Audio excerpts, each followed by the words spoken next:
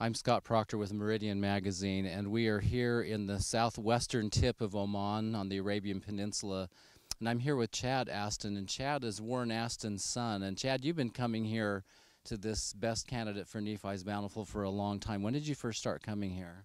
It was about 1993. April was when I first came here as part of a small group which came just to finish off some work which had commenced just prior, in the year prior.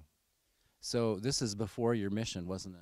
Yeah, this was a number of years before my mission. Yeah. So you were fairly young. Did you understand at that point the significance of what you were seeing? No, I had no idea. I enjoyed it as a trip, and I enjoyed walking around and the camping side of things, but I didn't know what was happening until really until I got on my mission. And then I started reading some of the papers through farms and other things, and read my own father's book, which I hadn't read yet until my mission. And it was then that I realised just how significant it was, and then I started to regret actually how much more I could have done when I came to the site. So yeah.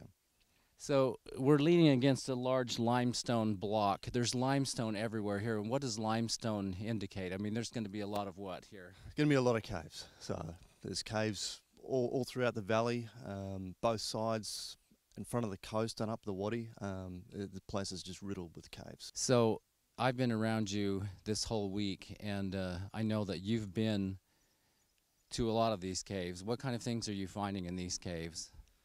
Well, I mean, we're looking for anything. So we're looking for anything from wildlife to any kind of signs of human habitation in any of the caves. And we're finding bits of both. So we're also finding signs of iron ore as well coming in through the limestone, which is significant as one of the criteria for Bountiful.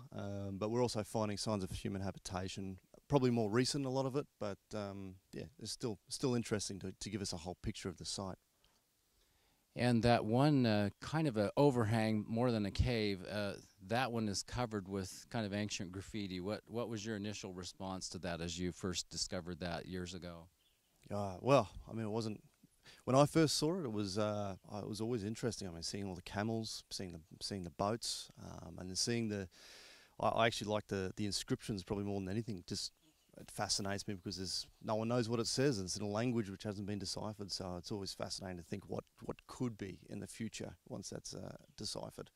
Well, Chad, what does it take to get to some of these caves? Because I know what you went through yesterday, and that was horrendous.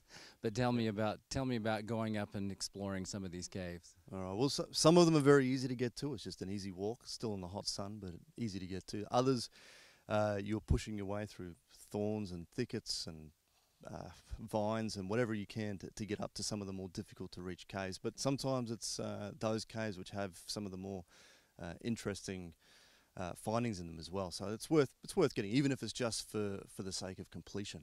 It's worth getting to as many caves as we can. So has this become a passion for you, just like for your dad? I mean, are you going to keep coming back? And I guess as long as my dad keeps coming back, I'm sure that I'll keep coming back too. You know, I think, yeah. I mean, I love the site, so I've come.